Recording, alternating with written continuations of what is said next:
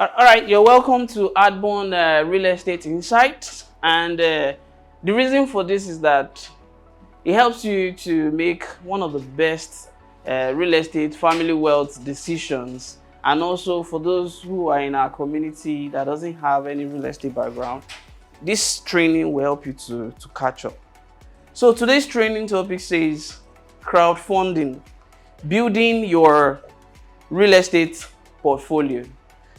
And before we proceed, so we'd like to start to introduce something a bit different and, towards into the future where people will know what we stand for, our vision, our mission, and why we exist as an organization called Adborn. So our vision says to be the foremost agro-to-home project development company, securing future space to promote unity in Nigeria to the rest of the world.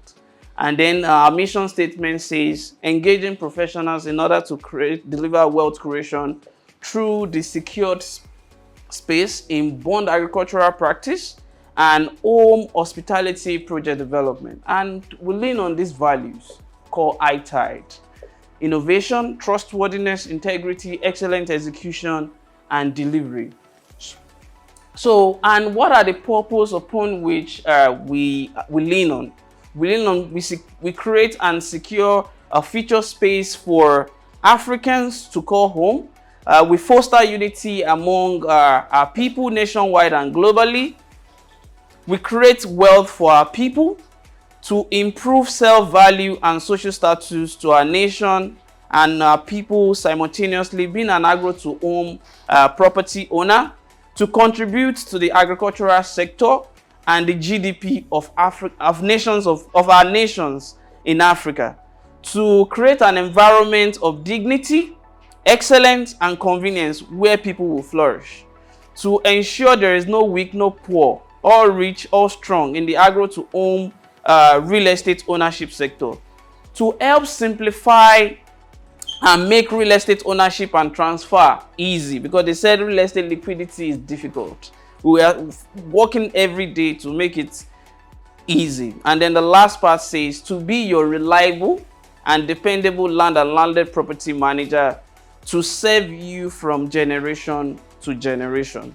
So those are the things that we lean on. And let's come back to our training topic for today. Once again, is crowdfunding, building real estate portfolio. So I'm going to start with this opening code that says, when you crowdsource, you need to crowdfund.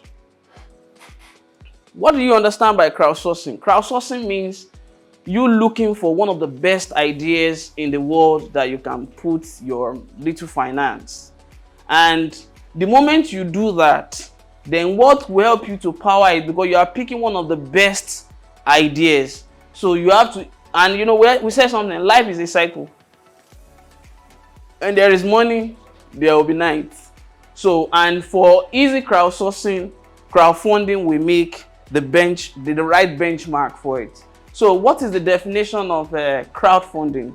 Raising money or funding a business by getting small amount of capital from a large number of people.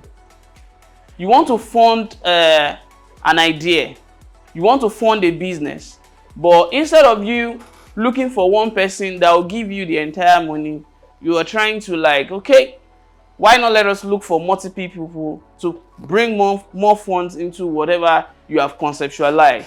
But I want us to pay a lot of attention in the course of this training. And I think we have platform examples like PiggyVest, we have Cowrywise, we have WealthCrest, we have Dukia Capital, Audacious, MGSC by Adborn. So now let's also elaborate a bit on the platform example for crowdfunding, local base. We have PiggyVest again, Cowrywise, WealthCrest, Dukia Capital, Audacious, MGSC by Adborn, and more. And the international wide, we have CrowdStreet, Equity Multiple, Peer Street, Fundrise, Realty Mogul, Yield Street, Candor Capital, and more. These are different kinds of companies that these are what they base the benchmark of their company around. So, but there is something I want to call your attention to in real estate that is called REITs. I don't know if you've heard about the word REIT. It's synonymous to crowdfunding, but a bit different. So REIT is a company that owns and typically operates income producing real estate or related assets. This may include office building, shopping malls, apartments, hotel, resorts, self-storage facility, warehouse, and mortgages or loan. But what differentiates REIT from crowdfunding? REIT doesn't give you involvement capacity. If you put your money into it, they decide what they want to do with the fund. But if you come into crowdfund, you can look at Adbond, you can say, use my money for cassava. One of the challenge people will get in crowdfunding is, let's say somebody send you money that use it to do snail, and then you move the money, you move it to maize, or you move it to another thing. It will give a lot of challenge over time that if you have challenge, they won't have pity on you. But if you put the money on whatever you are told to put the money on, and then you have challenge, they can see that you really put the money on that particular thing and you carry them along. They can have pity on you. So that's why I said it's closely related to crowdfunding. But in REIT, they can put the money into anything they want to put the money into. So now, what is real estate and portfolio? Real estate is real property that consists of land and improvements, which include building, fixtures, road structures, and utility system. Have you heard about the word you are paying for utility service? You've heard about the word utility service. So utility is the state of being useful, profitable, and beneficial. So if you want to categorize your utility, you can say my water bill, my electricity, lift that takes you to your floor. While that of portfolio is the categorization of asset yield to measure performance. What portfolio is all about is that you have assets.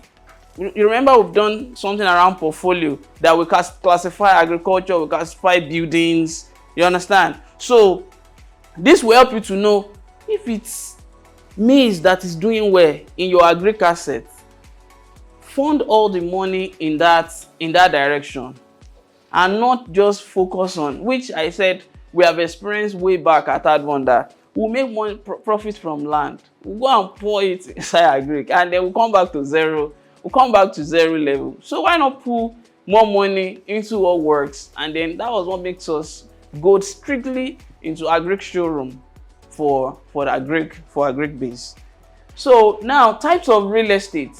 There are 4 basic types, and we have 2 unique types of real estate, making a total of 6 types of real estate. And number 1 is vacant land, and we can say examples like Legacy Green Homestead, Motherland, or Isimi Lagos. So number 2 is residential, such as apartment, condominium, townhouse, vacation homes. Number 3 is commercial buildings, such as office complex, hotel, parking lots, medical center, shopping malls, schools, and more. Then number 4 is industrial, such as factories, warehouse, construction, mechanical workshop, logistics, and transportation. Then the 2 special one. Number 5 is special property. Special property such as government property, medical center, like general hospital, schools, park, church, vintage, and luxury cars. They are special property. They have their special purposes as a property. Then this number 6, why is it that it's not categorized as a key, but we had it? Agro property such as farmhouse, homestead, silos, cash or economic tree, e.g. cocoa, palm oil, cashew, and more. Agriculture is not really the main thing in the Westerns at the beginning of real estate. If you go and check the types of property, you won't really see agriculture as property. And that's one of the things that Adbond is trying to allow Africans to open their mind towards, that a massive land for oil palm plantation, cashew, cocoa can be a lot much more as a agri property. And that can be the beginning where we can start thinking on how we can industrialize the output on all these projects. So these are visual types of this real property. This is a commercial property. This is residential property like condominium, apartments, industrial property like the Dangote refinery, the vacant land property like the Adborn Legacy Grain Homestead, where we have our pineapple, and then these are agro property like pineapple, oil palm, cow ranch, Legacy Grain Homestead, special property like University of Lagos entrance gate, and also the Aso Villa Nigeria, the Nigerian White House. So these are the visual representation of what all these properties you can crowdfund. And then for this kind of project, crowdfunding, governments actually look for other government bodies that can come and pull, or they sell bonds to come and so that they can use it to do whatever projects they want to do. So before we proceed, we'd like to inform you that you can still participate in our project Legacy Grain Homestead at Abeokuta Expressway, Ogun State, and that is where we are building one of the first open community. So if you want to know more, you can use the link that will be at the comment section, so that it can, or you go to our website www.adbornharvestandhomes to know more for further inquiries. So let's look at laws that guides crowdfunding. The first is obey the law of supply and demand. Where there is no demand, don't crowdfund for it. There will be challenge, there will be problem. I will even advise that you obey the law of excess demand and low supply, so that you are coming into such kind of sector. So if you look at all the property type, maybe there is more demand for warehouse and nobody is supplying it. You put a lot consideration in that direction. So the next one is ideal meritocracy and must balance with radical transparency. If you have a team and then you are not transparent and you are giving them another thing that is going from otherwise of what is going behind the scene, they will be giving you ideas that will not be able to allow whatever you guys have crowdfund, whatever you have crowdfund or you are willing to crowdfund for, to really work. The idea will not make things work if there is no radical transparency around the area of what the project you want to flow the resources into is going through per time. So the next one is profit must be balanced with 3-cycle plowback effect. And this 3-cycle plowback effect is our mantra at Adborn Harvest and Homes. If you invest into agriculture, and we learn this from agriculture, your first year you are not making profits. You are seeing capacity to multiply. Second year, capacity to multiply. It is your third year that you can now say you started making profits. And I'll give you a very good example. You know that if you plant cassava on one plot of land, you can harvest it. By the time you check all your transportation logistics, by the time you might realize you may not even make up to 200, maybe 200k or 100k or 50k. But there is something that happens. The stick that it grows can help you to plant like ×3 of whatever you have planted in the first year. And that's what I mean by the plowback effect. So it will expand. So if you do that, the third year, I can guarantee you that your one plot will have maximized to like maybe 1 acre or 2 acre. We have a great team that can back that up. So the next one say, study your numbers. You must be able to know your numbers. If you don't know your number, I would advise you don't crowdfund. And know your audience. Do you have active audience or inactive audience? Who are active audience? Active audience are audience that want to be part of the project that you are doing. You know them. You want to know the one that they are not concerned. Just collect 200k. Leave me. Go and do your thing, and then give me my own part. So one has to understudy the balance between these two. And then the last one, the 4 pillars of real estate funding. And these 4 pillars says cash flow, appreciation, depreciation as a result of sinking fund, and debt pay down. So I will take it from cash flow. You must be able to understudy your cash flow weekly, monthly, quarterly, and annually. If you study your cash flow, that will help you to understand what kind of property that when we buy appreciate even much better than depreciate. And then you look at the area of appreciation of such property. And then now, there is no way property will not also depreciate as a result of the fact that by the time you start making use of it. So there's something we call sinking fund in real estate. Sinking fund is the fact that, oh, okay, I've been using this phone. At least this is my phone now. I've changed the screen guard twice. It's sinking fund. I've changed the pouch maybe once or twice. It's sinking fund. Why? I'm changing that so that it will keep the phone more appreciating in value. Let's use our office as an example as well. Every 6 months, we try to repaint, and at the end of the year, we give it a new face look.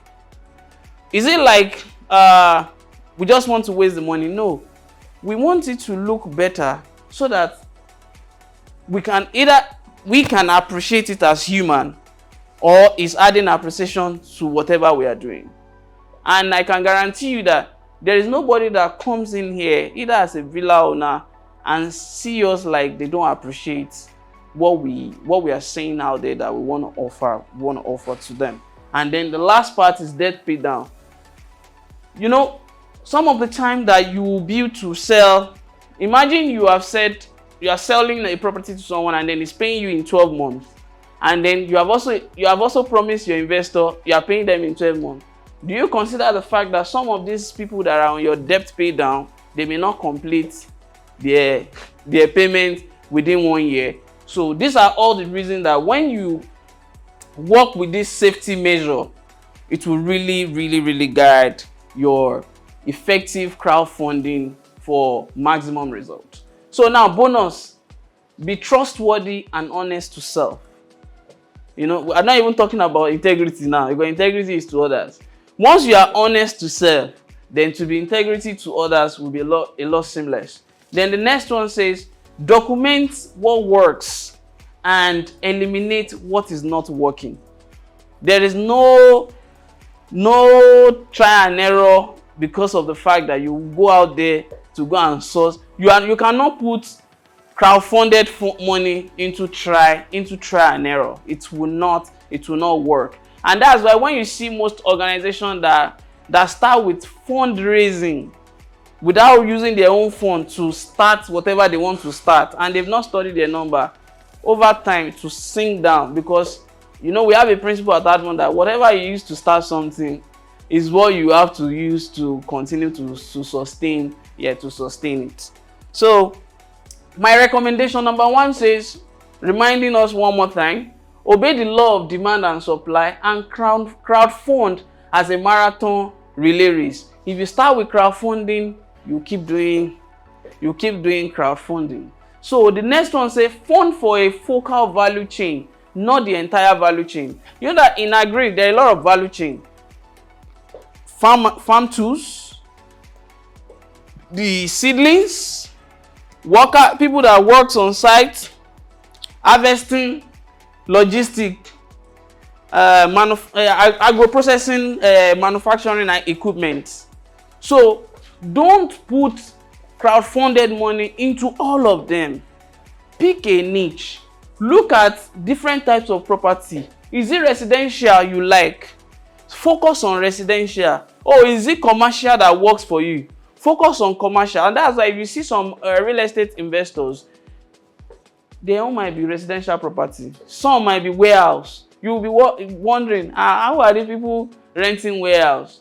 And it's because they've studied their audience and they've understand their numbers. So the third one say, work with the audience that connect with your why. Why is the reason why you exist in the first place, and who are the people that why want to solve their problem.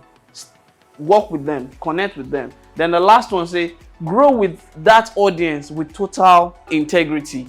Because if you grow with this audience with total integrity, you will operate from generation to generation, because you have seen business from the angle of a marathon relay race. So our closing quote says, crowdfunding will become the future of how most small businesses are going to be financed. But when you don't know your number, don't crowdfund by me. So ask yourself this question as a beginner. Which area of real estate do I think with this piece of information I can start crowdfunding around? Putting the right measure in place. If you have any question or something you've learned or contribution, you can put it at the comment section below. And lastly, effective human functionality is found in an environment of continual learning with a supported drive for desired results. What is all this thing saying? Have a proper accountability partner. And a special thank you to Toluwani. She's our research team around this. Thank you so much. See you next week.